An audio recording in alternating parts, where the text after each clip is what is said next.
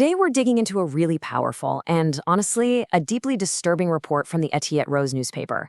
It tackles one of the most serious accusations you can make, the charge of genocide against the Hazara people. Let's start with this. Just let this quote sink in for a second. Tajiks to Tajikistan, Uzbeks to Uzbekistan, and Hazaras to the graveyard. According to the source article, this wasn't just some empty threat from a Taliban commander back in '98. The article makes the case that this is actually a window into a long historical process of elimination. So here's our roadmap for breaking down the article's argument. First, we'll look at what genocide actually means. Then we'll trace the historical roots the source points to, examine the specific methods of persecution it describes, connect all of that to more recent tragedies, and finally, ask if this is, as the source claims, an unfinished process. Okay, first up, a grave accusation, genocide. So to really get the weight of this claim, we have to start with a basic question. What exactly is genocide in a legal sense? Well, the source article bases its entire case on the official UN Convention definition. And the key word, the thing that makes it legally distinct, is intent. See, genocide isn't just mass killing. It's the specific intent to destroy a group. And that can happen through killing, causing serious harm, creating unlivable conditions, even preventing births or taking children. And this right here is the heart of the article's argument. The author makes the case that, if you look at the historical record and current events, at least 4 of these 5 acts have been systematically carried out against the Hazara people. To build this case, the source tells us we have to go way back. So, Section 2, the historical roots, specifically during the time of Abdurrahman Khan. The source hits us with this absolutely staggering figure, 62%. According to the historical sources cited in the article, that's the estimated percentage of the entire Hazara population that was eliminated during his reign in the late 1800s. And to put a human scale on a number that big, the article quotes the historian Faiz Mohammed Khatib Hazara. He wrote, 400,000 Hazara families were destroyed, their lands were confiscated, and their men, women, and children were sold as slaves.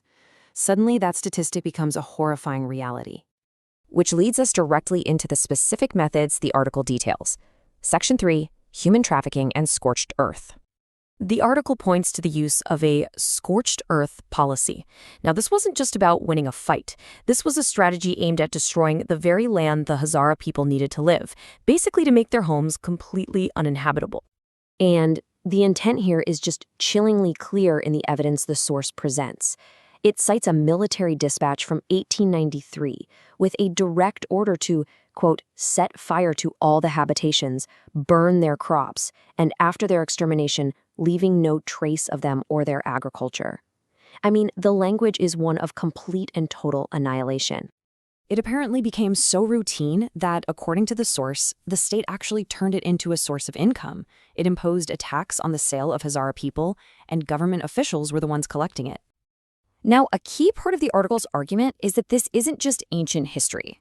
So let's jump to Section 4, Contemporary Tragedies from Afshar to today. The source lays out this timeline, and it just shows this relentless pattern of violence in recent decades. You've got the Afshar massacre in '93, attacks on mosques, sports clubs, even a wedding hall. The article catalogs one brutal, targeted assault after another. And let's just focus for a moment on one of the most harrowing examples cited, the 2020 attack on a maternity ward in Dasht-e Assailants stormed the hospital and killed 16 mothers and 2 newborn babies. It was an act of just unthinkable cruelty, targeting life at the very moment it begins. The source then zooms in on another deeply disturbing pattern. Section 5, Systematic Attacks on Education. What the article describes is a deliberate strategy of attacking schools and tutoring centers, specifically in Hazara neighborhoods. And you have to ask, why? Well, because if you target education, especially the education of young women, you're not just attacking individuals, you're attacking the future of an entire community. And the data here really makes that pattern undeniable. I mean, look at the casualties from just these 3 attacks in 3 back-to-back years. Kausar Danish in 2020, Sayed al-Shuhada in 2021, and Kaj in 2022. The numbers are just devastating. And the source notes that the huge majority of these victims were students, many of them teenage girls just trying to study for their university exams. So where does all of this leave us? Well, that brings us to the final section of the article, an unfinished process.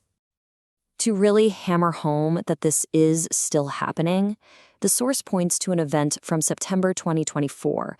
14 Hazara men were reportedly stopped and executed in Ghor province, allegedly just because of their ethnicity. And this is the ultimate takeaway from the article. The author concludes that these are not just a series of random isolated tragedies. They are, as the source argues, all connected, part of a continuous 150-year process of elimination and dehumanization aimed squarely at the Hazara people. So the source presents this as one continuous, unbroken process. And that leaves us with a really profound and urgent question. What on earth does it take to finally break such a devastating cycle?